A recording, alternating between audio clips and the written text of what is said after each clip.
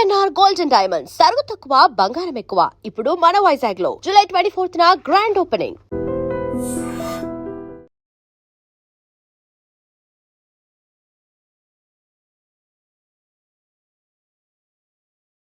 నమస్తే, welcome to I dream. నేను వలి. కేరళ రాష్ట్రం వయనాడులో కొండ చర్యలు బీభత్సం సృష్టించాయి. ఒక్కసారి స్క్రీన్ మీద దృశ్యాలు మీరు చూడండి. వయనాడు దగ్గర కల్లాడి సమీపంలో అక్కడ సొరంగ పనులు జరుగుతున్నాయి.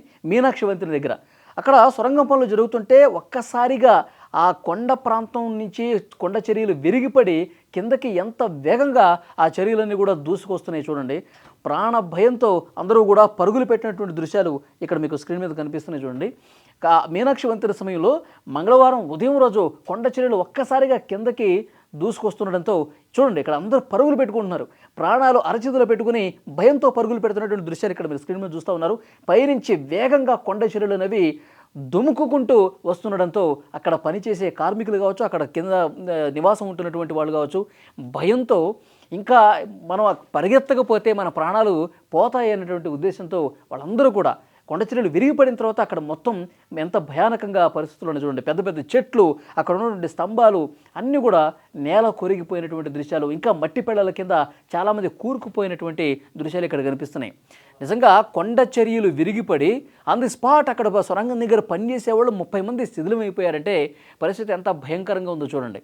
ఇంకా వందలాదిగా అత్యంత సమీపంగా ఉన్నారు.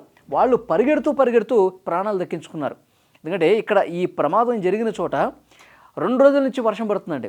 వర్షానికి ఆ కొండ ప్రాంతం పూర్తిగా నాని ఒక్కసారిగా కిందకి ఈ విధంగా జారిపోయింది. కింద ఉన్న వాళ్ళందరూ కొంచెం దూరంగా ఉన్నవాళ్ళు బతికిపోయారు. అక్కడ అత్యంత సమీపంగా ఆ కొండకి దిగువ భాగంలో పనులు చేస్తున్నవాడు మాత్రం సమాధి అయిపోయినట్టుగా కనిపిస్తోంది. ఇంకా వాళ్ళందరినీ కూడా ఒక్కొక్కళ్ళు బయటకు తీస్తూ ఉన్నారు. కొంతమంది తీవ్ర గాయాలైపోయినటువంటి పరిస్థితి.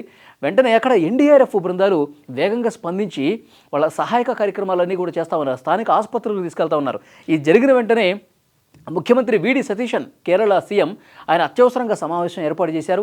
వెంటనే హుటాహుటిన ఇక్కడ చర్యలు తీసుకోవాలని చెప్పారు. ఒకసారి స్క్రీన్ మీద చూడండి. ఈ దృశ్యాలు ఎంత భయంకరంగా ఉన్నాయి చూడండి.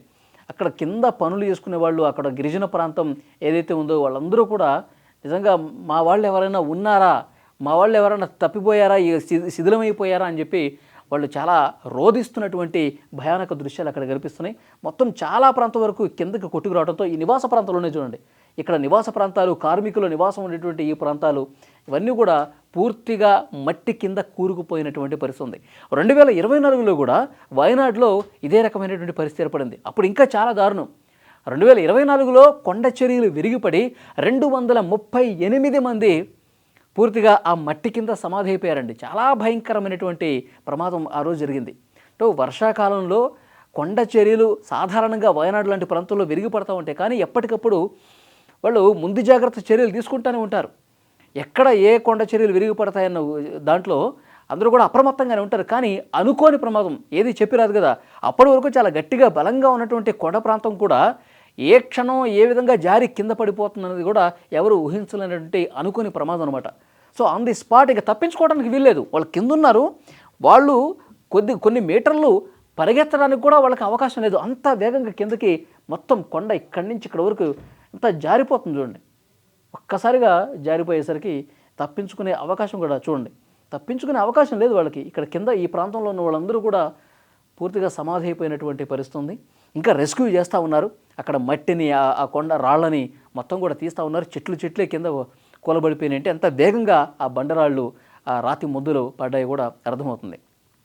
అక్కడ వయనాడు, మలప్పురం ఈ జాతీయ రహదారి పూర్తిగా దిగ్బంధం అయిపోయినటువంటి పరిస్థితి ఉంది. రాకపోకలు పూర్తిగా నిలిచిపోయినటువంటి పరిస్థితి ఉంది.